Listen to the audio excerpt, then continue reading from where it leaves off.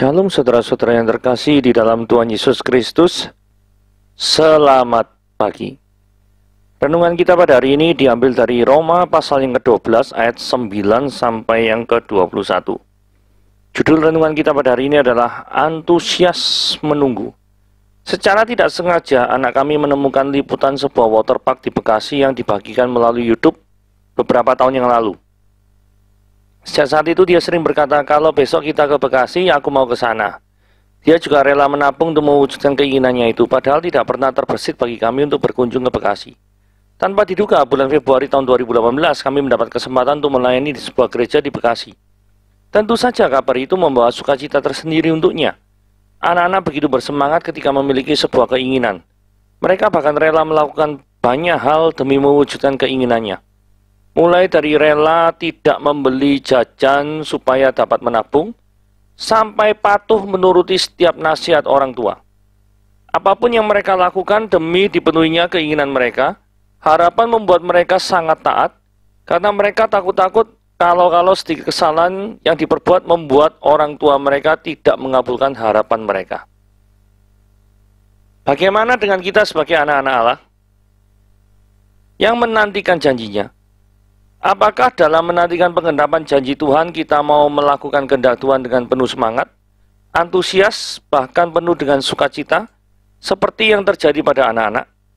Meskipun waktu Tuhan tidak dapat kita tebak kepastiannya, yakinkah kita bahwa janjinya itu ya dan amin? Adakah rasa takut kehilangan pengendapan janji membuat kita selalu taat pada kehendaknya? Apakah kita memiliki semangat rohani yang selalu bangkit untuk melayani Tuhan sebagai persyaratan iman dan pengharapan kepadanya? Nantikanlah pengendapan janji Tuhan dengan penuh semangat, antusias dan sukacita melakukan kehendaknya. Oke, mari kita lihat satu-satu ya. Memiliki damai Kristus di tengah kesesakan. Mungkinkah itu terjadi? Roma pasal yang ke-12 ayat 9-21. Hendaklah kasih itu jangan pura-pura. Jauhilah yang jahat dan lakukanlah yang baik. Hendaklah kamu saling mengasihi sebagai saudara dan saling mendahului dalam memberi hormat. Hendaklah janganlah kerajinanmu kendor. Janganlah hendaknya kerajinanmu kendor. Biarlah rohmu menyala-nyala dan layanilah Tuhan. Bersukacitalah dalam pengharapan, sabarlah dalam kesesakan dan bertekunlah dalam doa. Bantulah dalam kekurangan orang-orang kudus dan usahakanlah dirimu untuk selalu memberi tumpangan.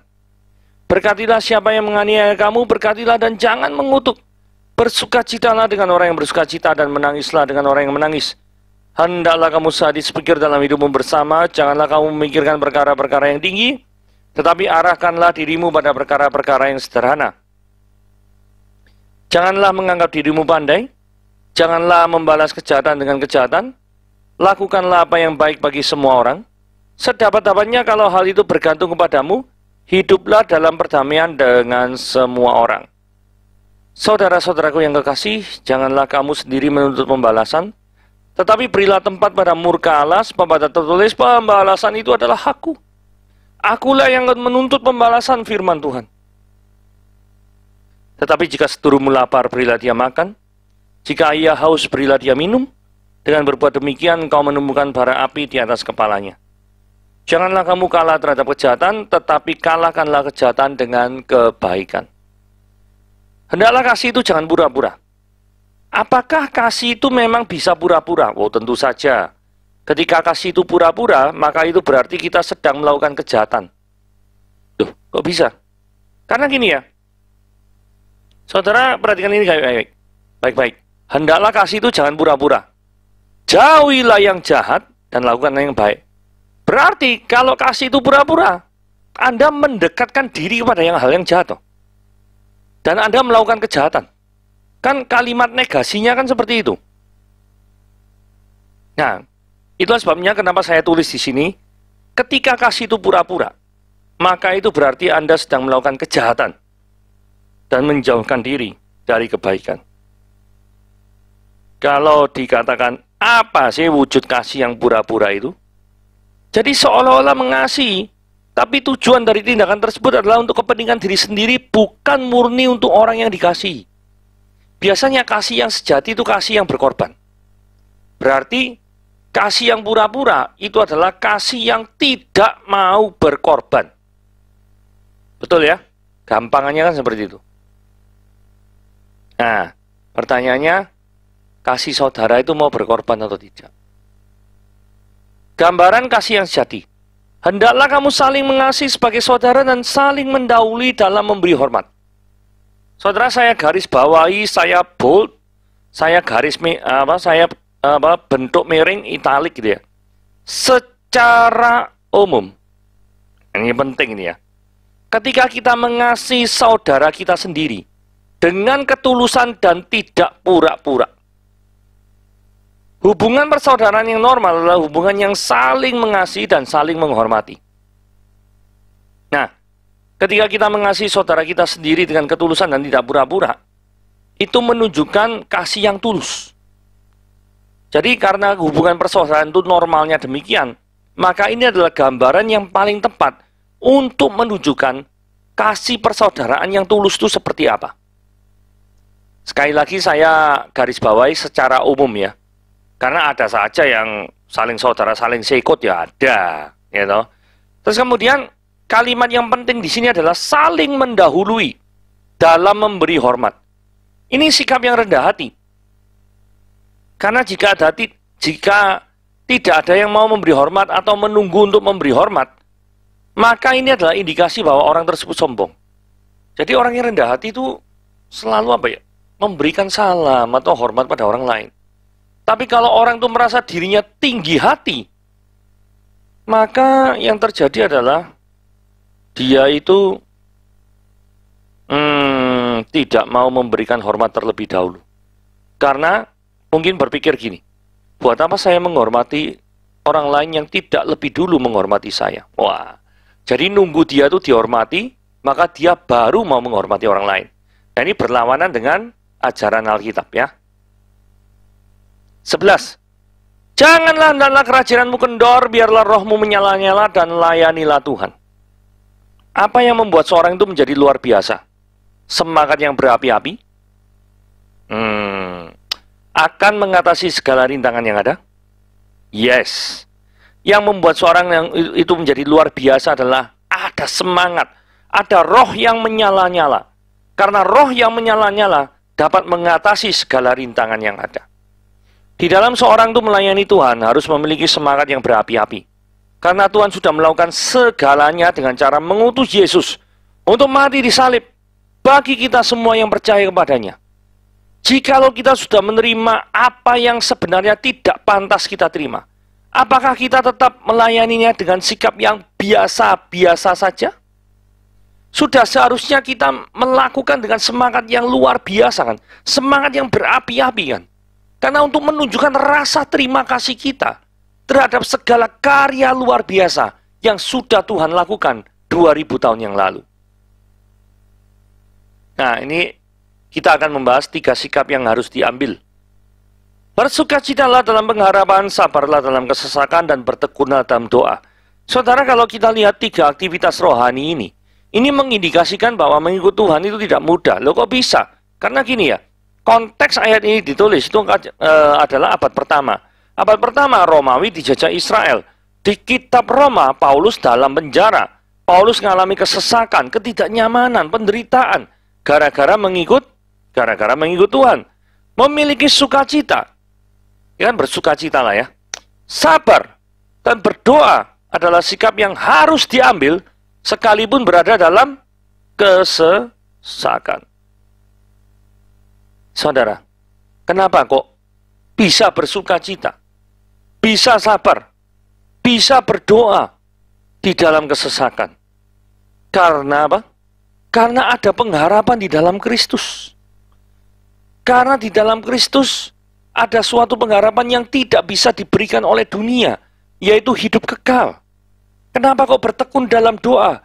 Karena dalam doa ada relasi yang indah antara orang yang berdosa yang sudah diampuni dengan Allah yang kudus. Karena ada penghiburan di dalam doa. Di dalam Roma 8 ayat 28 menjadi iman kita semua. Yang memberikan penghiburan bagi kita. Orang-orang Kristen. Karena Allah turut bekerja mendatangkan kebaikan, karena kita tahu bahwa Allah turut bekerja untuk mendatangkan kebaikan bagi kita, semua orang yang percaya kepadanya, yang mengasihinya. Saudara, Allah turut bekerja untuk mendatangkan kebaikan. Sekalipun yang sekarang kita lihat mungkin belum ada kebaikannya sama sekali. Tetapi percayalah, di balik awan kelabu, selalu ada pelangi terang yang akan menerangi kehidupan orang yang percaya kepada Yesus. Ayat 13. Bantulah dalam kekurangan orang-orang kudus dan usahakanlah dirimu untuk selalu memberikan tumpangan. Saling memperdulikan kesulitan sesama adalah sikap yang harus diambil sebagai orang Kristen. Jadi sikap masa bodoh atau tidak peduli itu adalah sikap yang tidak alkitabiah. Karena ini dikatakan bantulah dalam kekurangan orang-orang kudus. Terus kemudian usahakan dirimu untuk memberikan tumpangan. Memberikan tumpangan artinya menjadikan hidup kita menjadi bagian bagi hidup orang lain. Karena menyadari bahwa apa yang kita miliki itu sebenarnya bukan milik kita, tetapi milik Allah. Ayat 14. Berkatilah siapa yang menganiaya kamu, berkatilah jangan mengutuk. Suatu sikap yang tidak natural di tengah kehidupan orang yang berdosa. Betul nggak?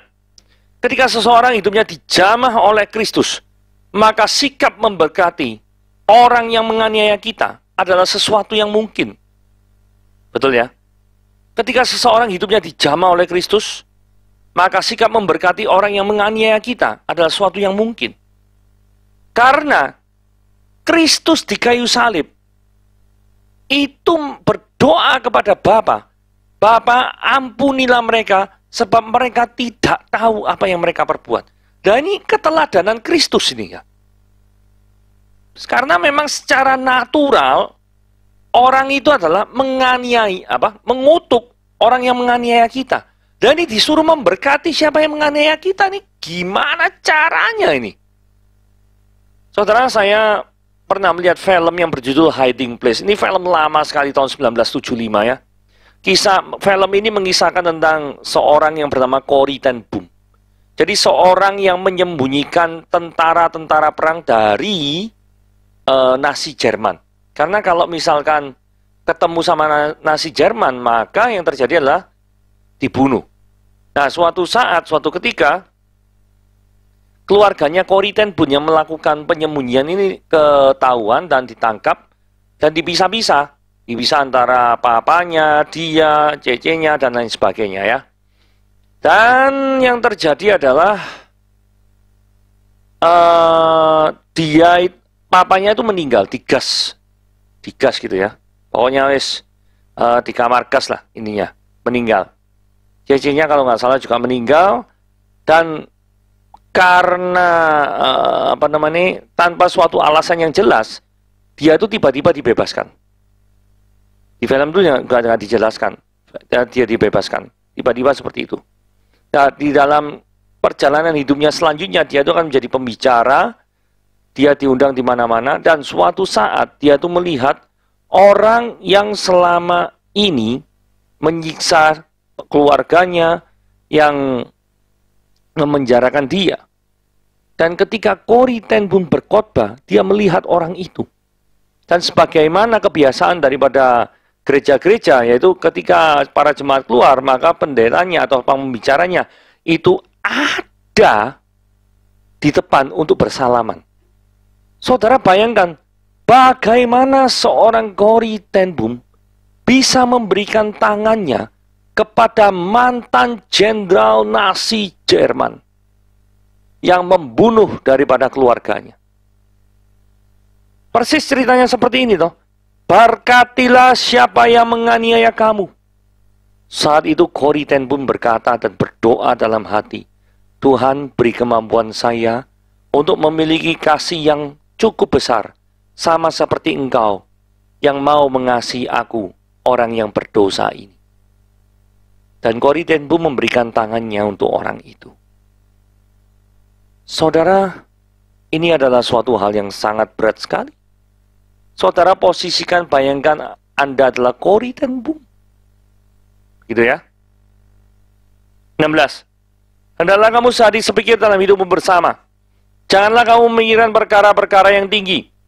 Janganlah membalas kejahatan dengan kejahatan. Apa maksudnya memikirkan perkara-perkara yang tinggi? Saya percaya gini ya. Perkara tinggi yang dimaksud di sini itu menurut saya adalah melakukan pemberontakan terhadap Romawi. Karena saat itu Israel dijajah Romawi. Mengapa demikian? Kenapa kok pemikirannya diarahkan demikian? Karena gini ya. Ayat 17 dikatakan, janganlah membalas kejahatan dengan kejahatan. Kita tahu sama tahu Romawi melakukan kejahatan, ya. Romawi menjajah Israel, ya. Membuat orang Israel susah, ya. Betul. Nah, berarti kalau melakukan pemberontakan, itu kan mengindikasikan membalas kejahatan dengan kejahatan. Pihak Romawi sudah pasti melakukan kejahatan terhadap bangsa Israel. Pasti ada sekumpulan orang yang memiliki hasrat untuk membebaskan diri dari cengkeraman orang Romawi. Pasti. Tetapi untuk melakukan hal itu, mereka harus membunuh dan melakukan kejahatan demi kejahatan karena berperang melawan orang Romawi. Nah, firman Tuhan dikatakan sini, janganlah membalas kejahatan dengan kejahatan. Saya kaitkan dengan janganlah kamu memikirkan perkara-perkara yang terlalu tinggi. Sedapat-dapatnya kalau hal itu bergantung padamu, hiduplah dalam perdamaian dengan semua orang. Melakukan ayat 18 ini tidak mudah ya. Karena banyak orang sekitar kita tuh dengan mudah bisa mengecewakan kita, benar nggak? Karena kita hidup di lingkungan yang berdosa. Maka sangat mungkin kita disakiti oleh keberdosaan mereka yang selfish. Yang mementingkan diri sendiri. Yang mengorbankan kepentingan orang lain. Supaya dirinya untung. Nggak ngurus orang lain buntung seperti apa, nggak ngurus. Saudara, damai Kristus kalau sudah memerintah daripada hati kita, itu bisa membuat segalanya mungkin. Maksudnya mungkin dalam pengertian hidup damai dengan semua orang. Saya memang mengakui kita memang sulit untuk hidup damai dengan semua orang. Karena tidak semua orang suka sama kita. Misalkan kita suka pada kebenaran, tidak semua orang suka hidup dalam kebenaran. Tidak semua orang mau diomongi supaya hidup benar di hadapan Tuhan. Tidak semua orang mau hidupnya diterangi oleh firman Tuhan. Tidak semua orang. Oke? Itulah sebabnya kenapa terjadi konflik antara orang yang percaya dan orang yang belum percaya sama Tuhan. Ayat 19. Saudara-saudaraku yang kekasih, janganlah kamu sendiri menuntut balas, tapi berilah tempat kepada murka Allah. Saudara, kenapa kok Allah bertindak kita berdiam diri? Mengapa kita tidak boleh menuntut balas? Karena seringkali apa yang kita balas pada orang lain melebihi daripada apa yang seharusnya diterima oleh orang tersebut. Kecenderungan kita adalah kita ingin membuat orang lain tersakiti, melebihi daripada sakit yang pernah kita rasakan. Keberdosaan manusia lah yang membuat pembalasan yang dilakukan oleh manusia ini tidak adil. Jadi, saking ngamuknya kita terhadap orang tersebut, maka seringkali hukuman yang kita pengen orang itu tanggung itu hubungan yang maksimal. Kita tidak peduli derajat daripada kesalahannya itu tingkat grade A, grade B, grade C. Tidak peduli. Pokoknya hukumannya harus maksimal. Karena kayak gitu kan sudah tendensius. Itu sebabnya karena pikiran kita terdistorsi oleh dosa. Maka firman Tuhan berkata, pembalasan adalah hakku. Gitu ya. 20. Tetapi jikalau seterumu lapar, berilah dia makan. Jika ia haus, berilah dia minum. Jangan berbuat demikian kamu menumbuhkan bara api di atas kepalanya. Kalimat berwarna merah ini maksudnya apa toh? Ini adalah ungkapan di Israel yang berarti mempermalukan seseorang. Ketika seseorang itu malu, maka orang itu akan menghentikan perilakunya yang memalukan. Logikanya kan gitu. Nah, bagaimana caranya orang itu kok bisa malu terhadap dirinya sendiri? Karena orang itu kan musuhan sama kita.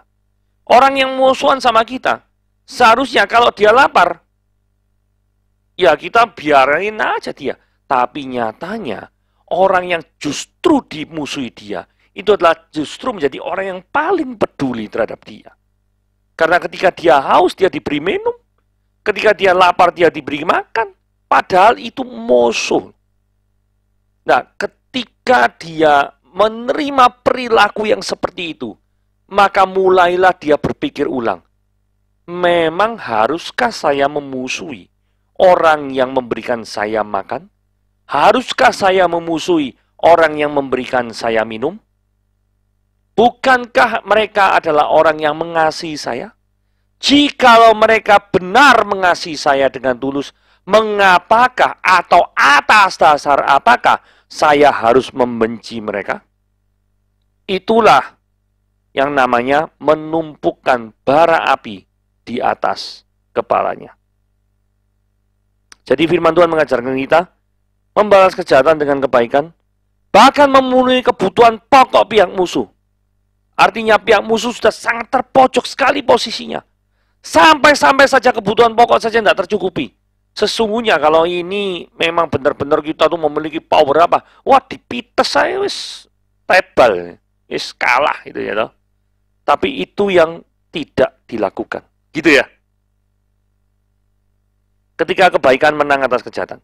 Janganlah kamu kalah terhadap kejahatan. Tetapi kalahkanlah kejahatan dengan kebaikan. Karena seringkali manusia itu tergoda untuk membalas. Sejujur-jujurnya seperti itu.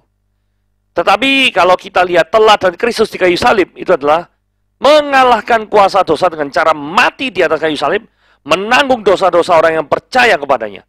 Artinya, Kristus itu mengalahkan kejahatan dengan kebaikan. Kejahatan setan yang ingin menghancurkan hidup manusia dikalahkan oleh kuasa kasih Kristus di kayu salib yang memulihkan kondisi manusia. Hiduplah di dalam Kristus, alamilah kasih-Nya, dan sebarkanlah kasih itu kepada lingkungan sekitar Anda, sehingga damai Kristus bisa memerintah di atas hati Anda dan berkarya terus di dalam kehidupan Anda. Tuhan Yesus memberkati.